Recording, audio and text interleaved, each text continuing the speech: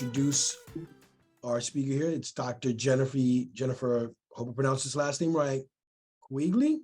Quigley, yes. Oh, wow, I got it.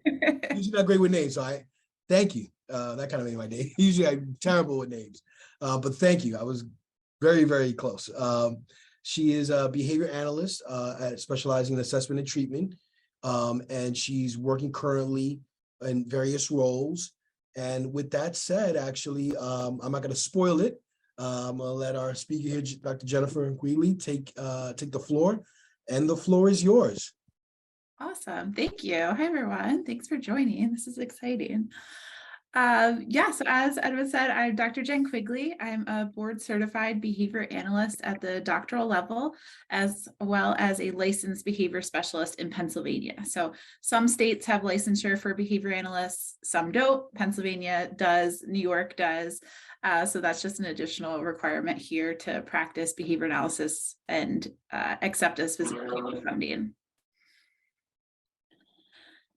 So who I am, so currently I'm serving two roles. I'm the Director of Education and Organizational Development at Acclaim Autism, and Acclaim is a behavioral health provider in Pennsylvania. We're located just outside of Philadelphia, but serve the Philadelphia region, about 5 counties here, providing services to mostly individuals with autism, some related diagnoses, but typically about 95% of our clients have a diagnosis of autism.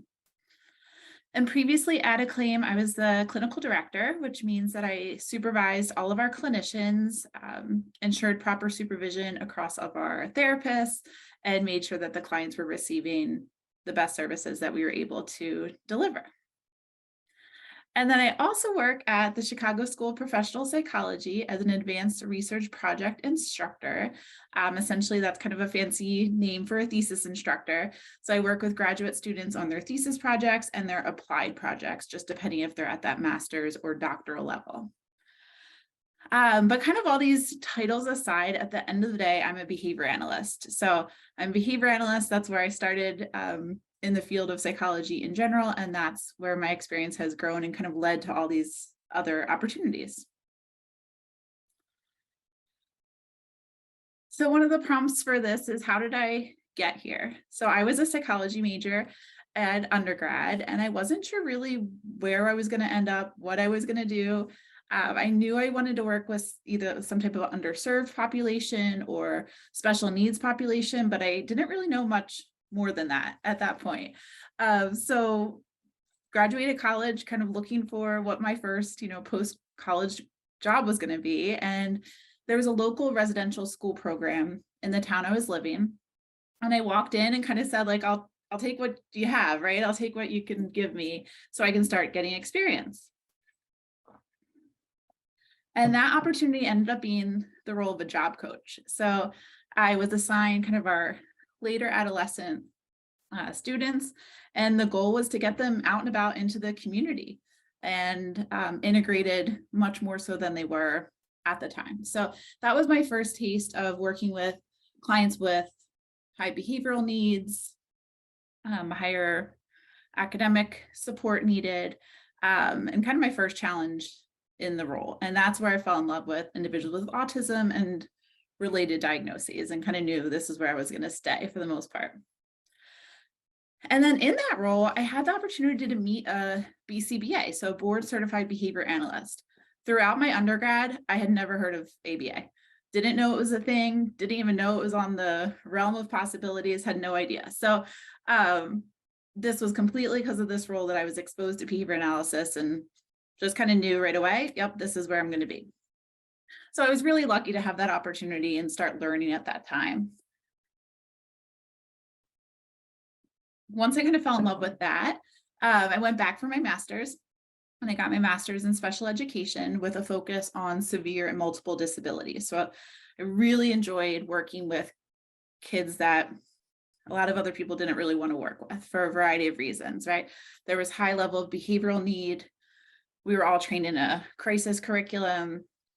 Things could be going well and then dissolve pretty quickly because of their complex diagnoses and related physiological and behavioral diagnoses. So it was pretty complex and it was pretty intense, but I really enjoyed that. And every day was really fulfilling, if not extremely challenging and stressful. And then ultimately, just I guess 6 or 7 years ago now, feels longer, I enrolled in a doctoral program, which was ultimately not, had not been my plan. I can do a lot of what I want to do in behavior analysis without a doctorate. It's definitely not required for working with clients. But kind of a little healthy competition. So I was in an office with 3 other BCBAs, all extremely talented clinicians.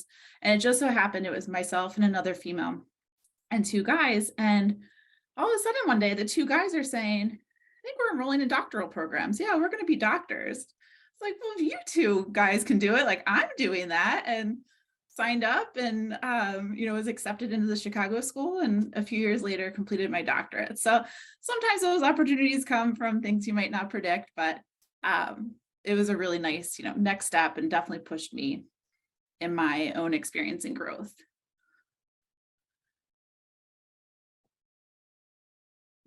So what I've learned for being in this field now, almost 15 years at this point, one thing I think, and one piece of advice I'd pass on, is just taking advantage of opportunities when they arise, even if you're not sure what you're getting yourself into.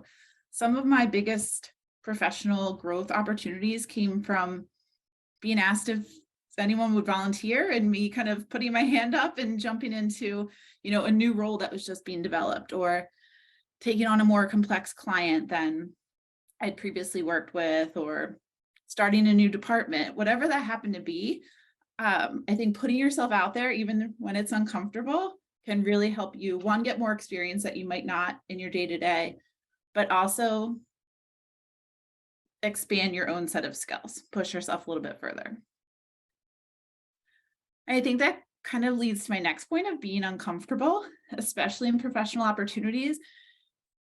As you graduate, as you move on to your first, second, third jobs and continue in your professional growth, you're going to know a lot, but you're going to also not know a lot, right? We're always, I think the more you know, the more you realize you have no idea.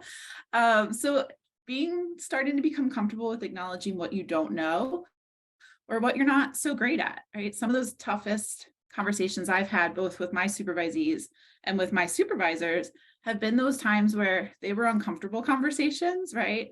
Strengthening communication skills or having a difficult conversation about a client. But they're the times where you're going to grow and where you're going to learn. So I think taking that breath, receiving that feedback, and figuring out how you can apply it, even when uncomfortable, those will be times when you can really expand your skill set.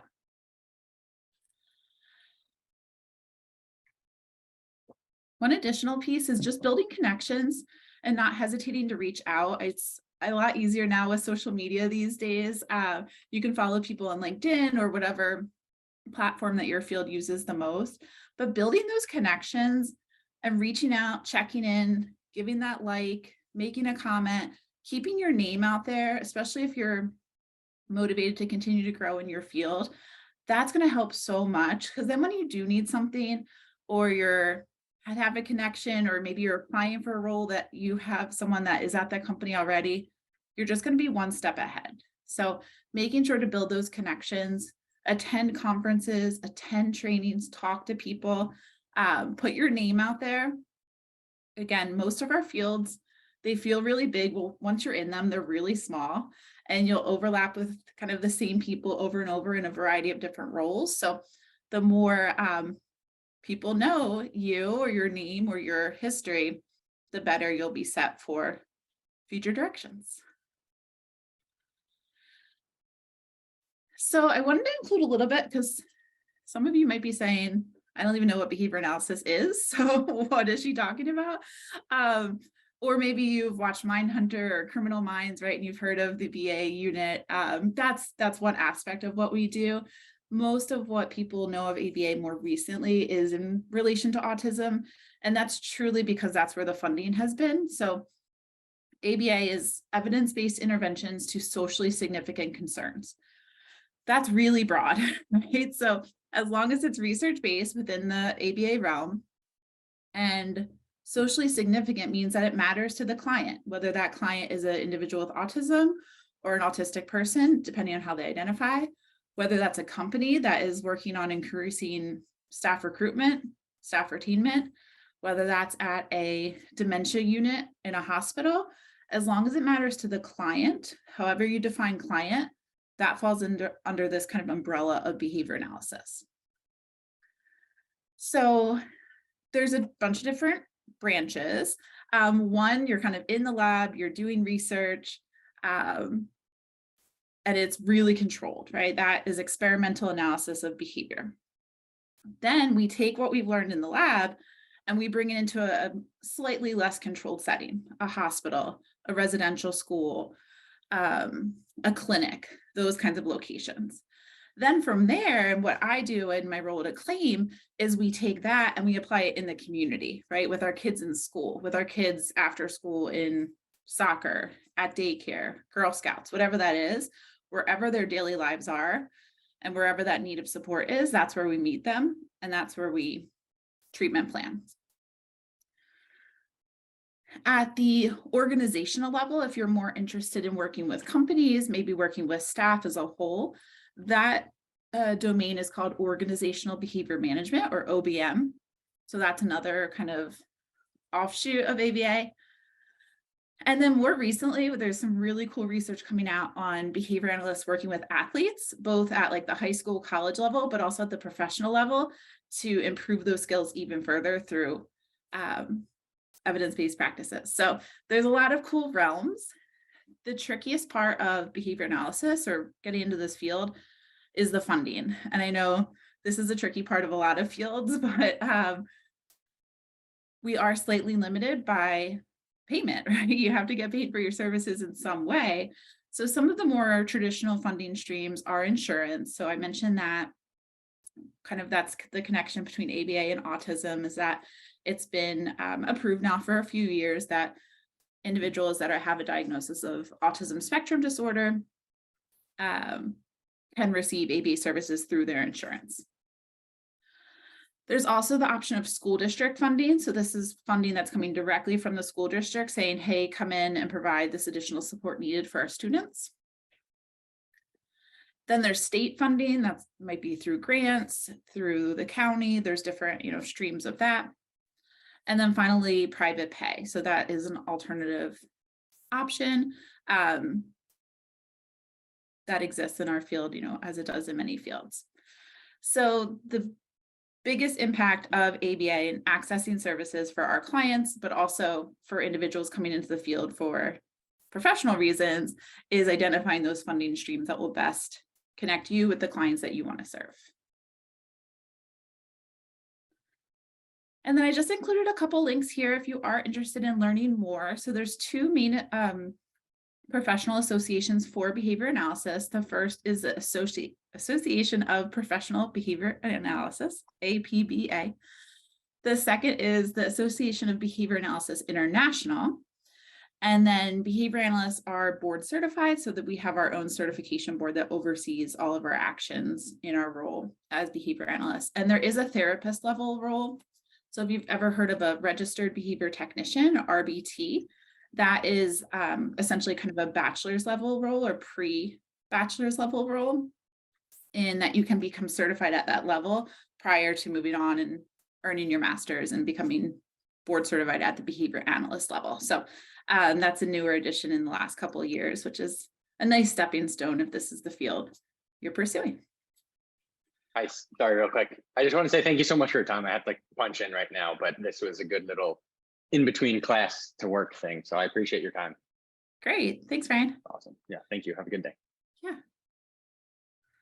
All right, folks. Thank you, Jennifer. That was an excellent presentation. Definitely hits home for me. I have a child with autism, so it was I definitely can speak of learning, very learning experience, especially with the challenges that come with it too as well. But folks, the floor is yours. If you have any questions, please feel free to ask. If you want to talk, you can raise your hand, or if you want to put in the chat, you're more than welcome to put it on the chat. But no question is a dumb question, so please feel free to ask.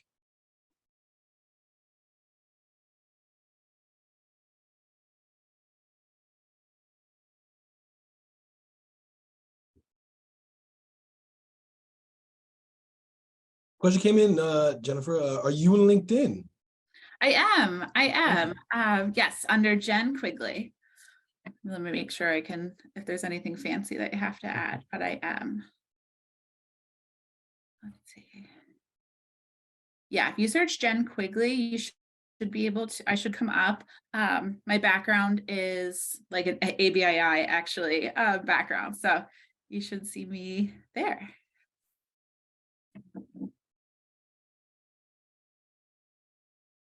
And if you can't find me for any reason, feel free to email Edwin. He can give out my email and we can talk from there.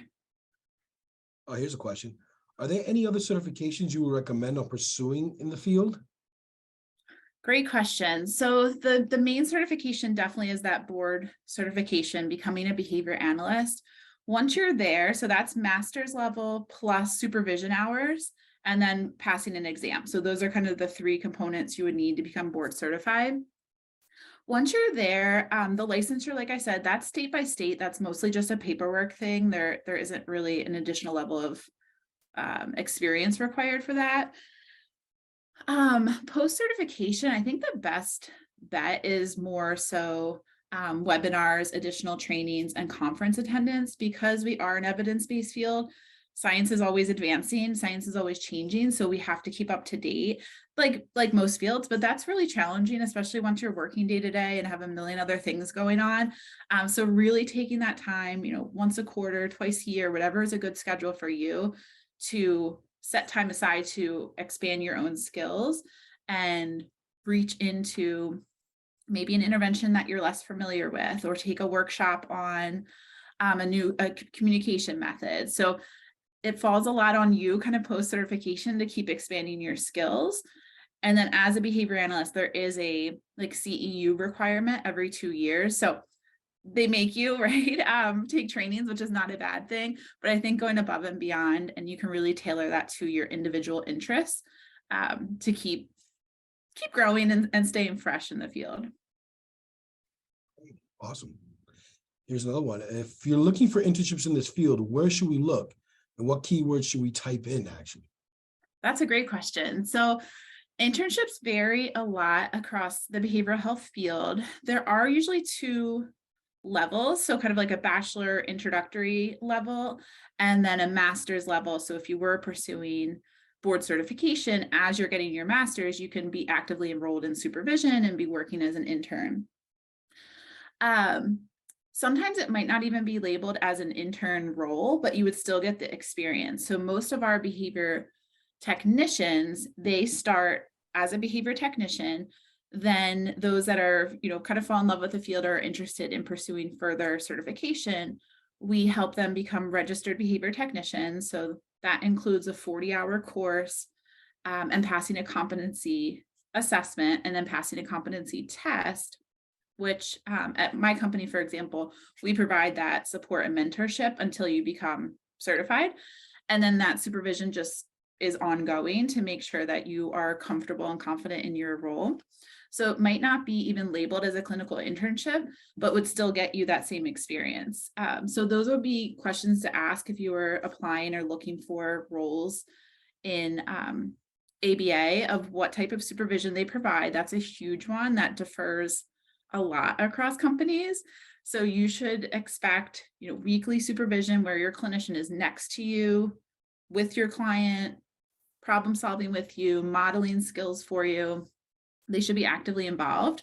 If you find yourself in a situation where you don't know who your supervisor are, you haven't seen them in weeks, that's an issue, an ethical issue, but it does unfortunately happen. So those are things you'd want to keep in mind. And definitely if you're applying for roles like this, that you would want to ask those questions.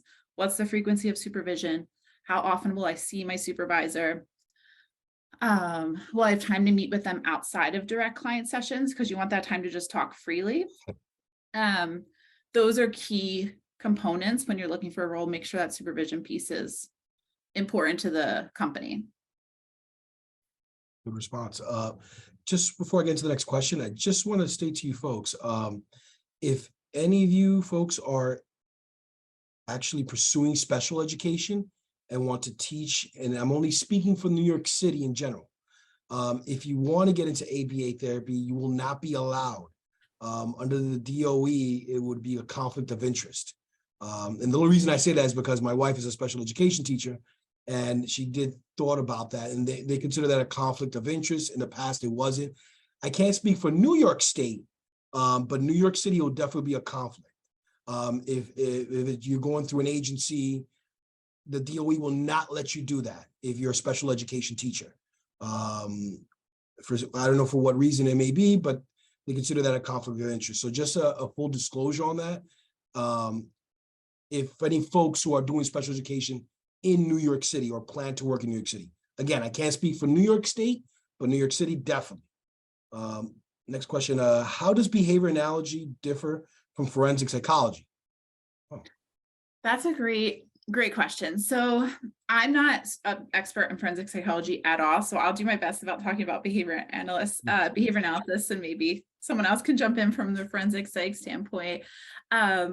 But ultimately, we are working directly with clients in the moment. I think that social significance piece separates us a little bit in that it's whatever is important to the client in that moment. So there isn't, of course there's larger goals, but we might meet the client and they say, it's really important to me to be able to attend baseball practice on a regular basis without losing my cool and trying to hit the coach, right?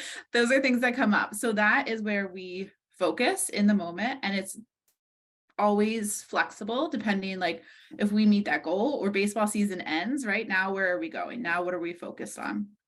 So that's the piece I think that sets ABA specifically apart from other behavioral health services. And then I don't know if anyone else can jump in about the forensic psych side, just to add a little bit there, but.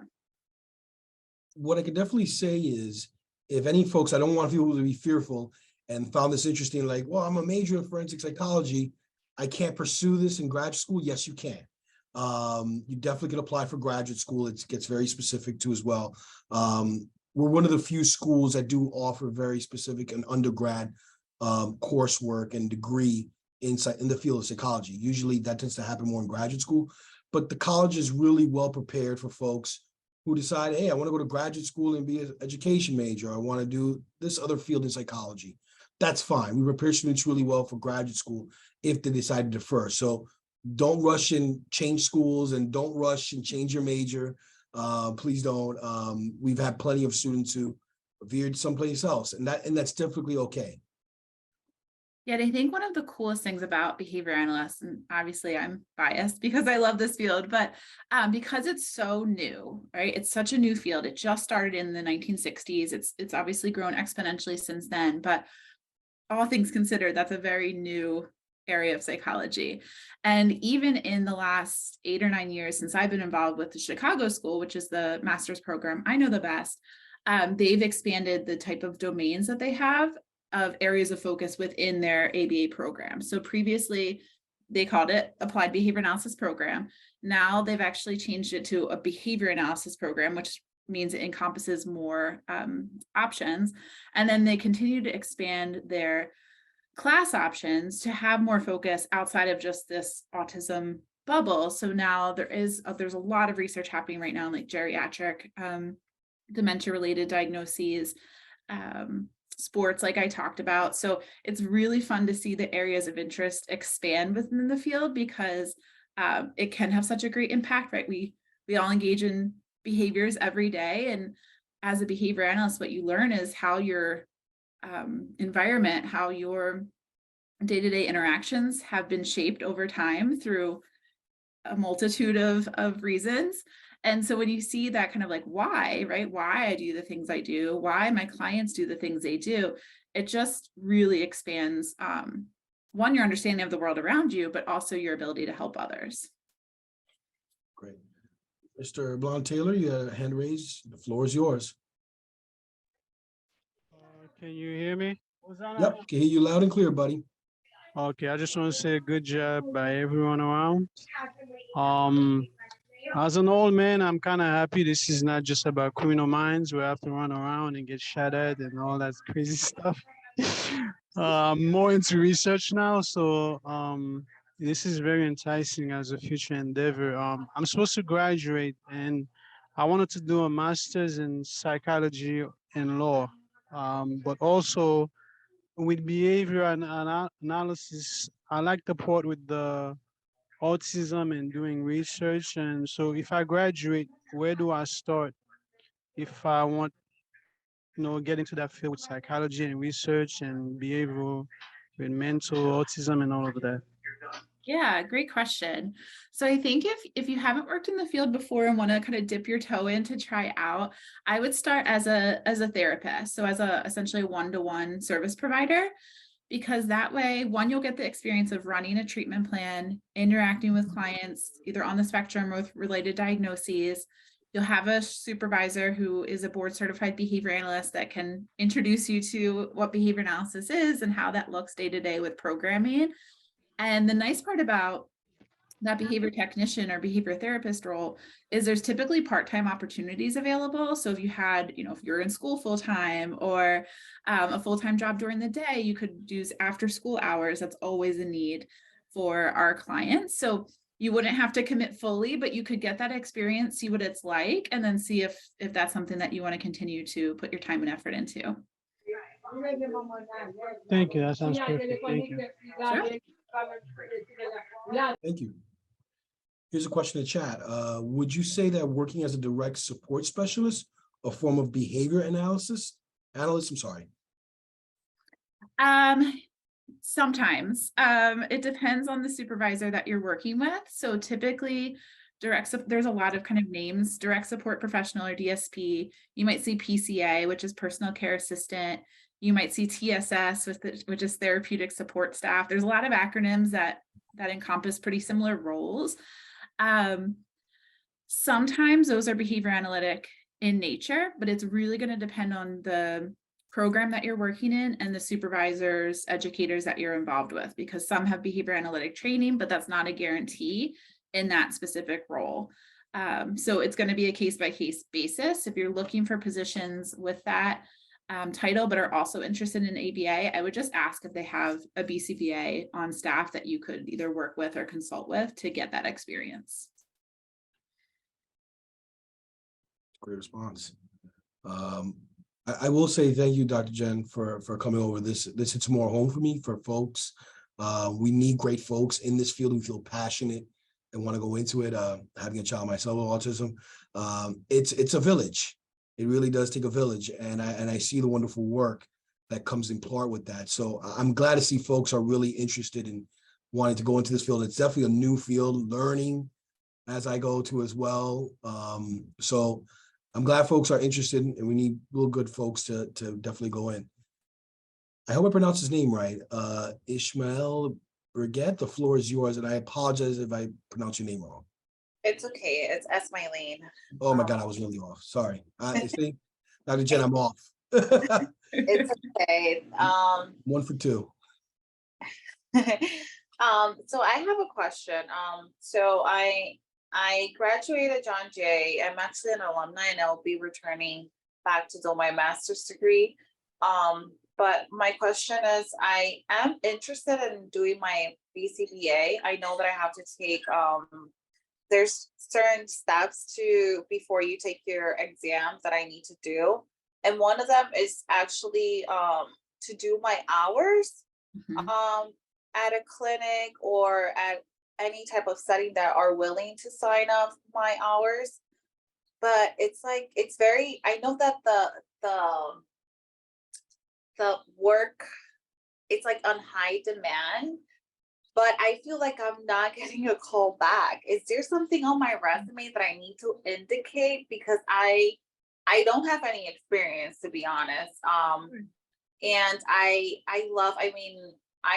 have a relative that has autism, and it's just, the spectrum is a beautiful thing, to be honest. So I just want to know, how do we, or I don't know if anybody has the same question, but how do you cash, let's say that agency, quote unquote, out of lack of words, the attention? That's a really great question. Yeah, so you definitely want to find a role that you can get your supervision hours as you're getting that experience. So you're on the right track with what you're looking for. Key pieces to highlight, I would say, are when you're starting your program, if you haven't started already, because you you won't be able to accrue hours until you enroll in that first class. So the first day of your first class, then you can start accruing hours from there. So as a supervisor, I would know when you're starting, what your career goals are. So if you don't have that listed, I would say my goal is to finish my master's in this year and become a board certified behavior analyst, practicing in blah, blah, blah. So be really clear about what your goals are. And I would even probably include seeking quality supervision from a mentor that I can continue to grow with, you know, flatter them a little bit, trying to catch their attention in that way. But it is tricky. I'm unfortunately finding that less companies are providing supervision as part of role. And I don't love that trend in the field. I understand that everyone's busy, but I think, you know, I received great supervision. I was very lucky in that, and I love to pass that down the line. So I hope that trend does not continue. But I'll put my email in the chat. If you want to email me your resume after, I'm happy to take a look at it and give you some feedback if there's anything that maybe could be tweaked to catch some attention. Yeah, thank you so much. Absolutely. Yeah, sure. And I just put my email in, so that goes for anyone, you know, feel free to reach out directly.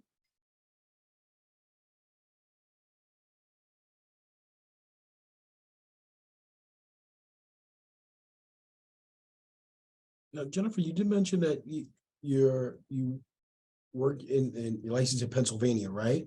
Mm-hmm. And do you deal with I'm assuming the school setting within the Pennsylvania area, specific area of Pennsylvania? Yeah, so yes and no. So right Okay. now, most of our clients are through insurance. So Sure, it's okay. it's viewed as community-based services funded through their insurance, and we push into wherever they are, school, home, community. But we also have a kind of a smaller line of service where schools reach out to us directly and say, we have a handful of students that need support. Could you assign 1 or 2 therapists that either like bounce around between them or directly assigned, maybe come in just to do an assessment and provide recommendations. So that's another piece of it, kind of like consulting, contracting, staffing directly with the school. And then one area we found of need that teachers have been reaching out to us for ABA training, because it's not part of master's programs in special ed.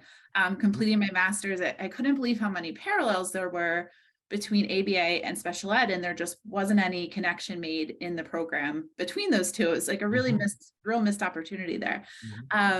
So as we're working in these classrooms, as we're working with these students, we're having teachers say, like, can you teach me how to do that? I have 10 other kids that would benefit from this, right? So that's an area that we've been developing, is kind of like intro to ABA trainings for educators that want to expand their skill set and have more success with like classroom management. Okay. Now I'm just curious because I was wondering by state to state. So I would say the education department tends to fund teachers for that sort of extra professionalism growth. Interesting, because New York will not does not do that. Yeah, there isn't that delineation. That's great. I was just curious how the 2 flexible. states. Yeah, unfortunately, Pennsylvania is having the same issue as most states are, and that teachers are leaving the field. So we actually have quite a few clinicians that are previous teachers that came over to ABA and now work as clinicians. So I think that's a growing trend. So. It was interesting because the city will be like, okay, well, yeah, my wife's a special ed teacher. Yeah, sure, you can go do it, but we're not going to pay for it. And I was just curious to see how, is the state of Pennsylvania a little bit different in that aspect? It's great that they're reaching out to say, hey, we have a couple of students with this sort of thing we could use the support. I just don't want to engage an idea wise if New York was just as rigid as they were. I know every state runs it differently. But that's pretty cool.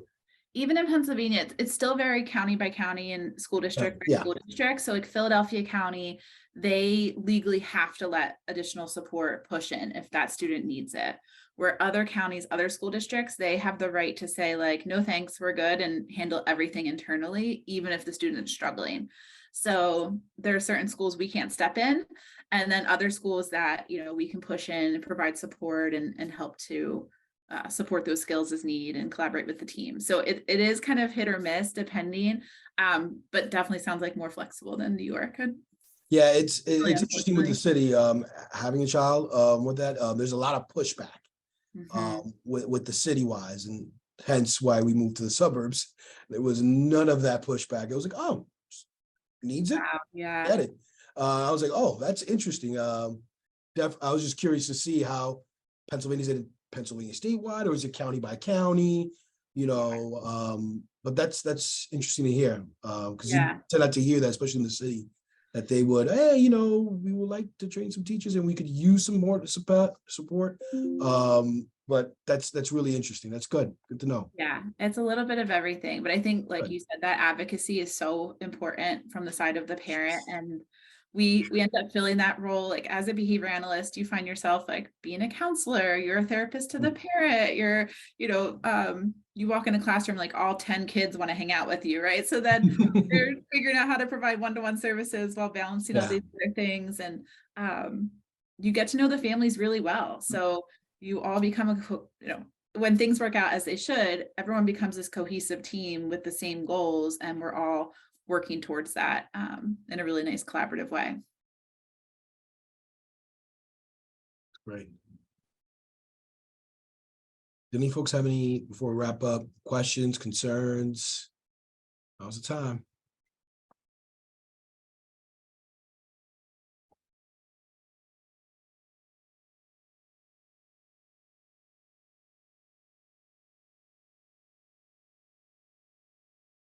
I have a question, actually. Go for it. We were already talking about how New York in reality doesn't have that much ABA services. They don't. Yeah, like my relative, they had to move to like New Jersey in order to Yeah. get maximum ABA services. I So moved to Orange County. So I live in New York. So what are the chances? I mean, there are agencies that do hire ABAs. So I'm guessing that what are the chances in New York for me to provide these services? Yeah, so there are definitely opportunities, and there's a really great group that is working with the state on licensure. Like they just expanded licensure to have like 2 levels almost, which is a good improvement. So there's a really great group fighting and advocating for behavior analysis and kind of our place within this world of psychology and education. New York State does a really nice annual conference. So it's New York State ABA, and they call it NYSABA. But that would be a great place to start, just kind of going on that networking like I talked about. Just start making some connections, talk to people. I know behavior analysts in New York that are employed directly with the school system, with the school district. So you'll probably have to learn some of those nuances that we were just talking about of like, city by city and different areas, but there's definitely opportunities there. So you might just have to get a little creative, and then that consulting option is always there. So it might just not be directly with the school district, but it might be that community-based services where you're pushing into daycares or after school programs or wherever the need is. Yeah. All right. Thank you. Sure. Welcome. Interesting, because New York City, the interesting thing, Dr. Jen, is that families and parents don't know that they have these services in the city. Even folks who are educated, my wife's a special ed teacher too as well in the city, and the difficulty of kind of navigating that and learning through this process. And a lot of it has to do with, as well, funding wise, a lot of pushback from the city wise. And going through the experience with my son, it was interesting enough, a lot of my colleagues and former officers, I used to be a police officer, former officers I know who their kids are also on the spectrum too as well. They're like, oh, move to Jersey, with Orange County. And it's just the difference between night and day of, oh, this kid needs services. All right, not a problem. And I'm expecting pushback, which was nothing but horror of a pushback in the city. But when I went there, I had like kind of an armor ready to go. Sure. And I was like, oh, okay, all right, not a problem.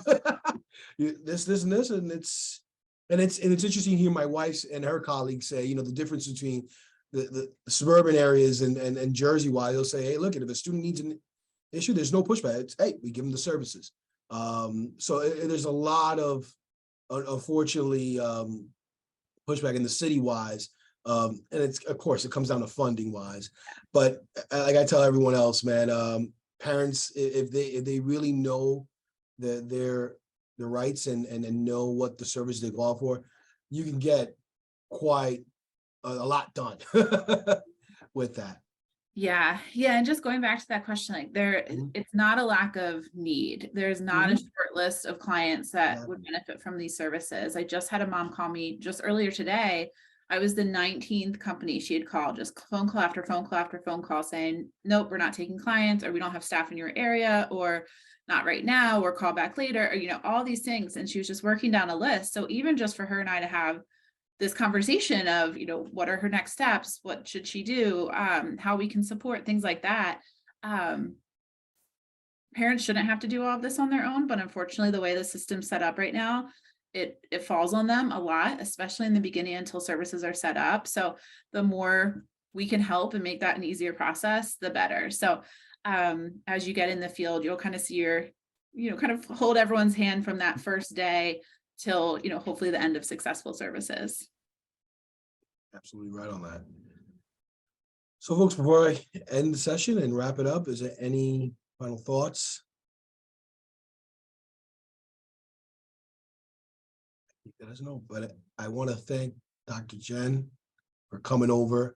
I'm glad you came and gave this wonderful presentation. I really am a big advocate of folks want to go into this type of area, and I'm glad you came in to speak, and I hope that encourages you folks to want to pursue this career line. It's much needed, and it's wonderful work. I'm experiencing it firsthand with my child, and it's amazing. A night and day of a difference, and the hard work, especially ABA therapists have to put in. It doesn't always go as smooth, but the rewards are amazing, and the patience and the training that you folks go through is nothing but short of amazing. But thank you so much. I want to thank everyone else for showing up too as well. I really do appreciate your time. And again, Jen, thank you so much. I appreciate it. And if you folks have any questions or concerns, I know she put her email on the chat.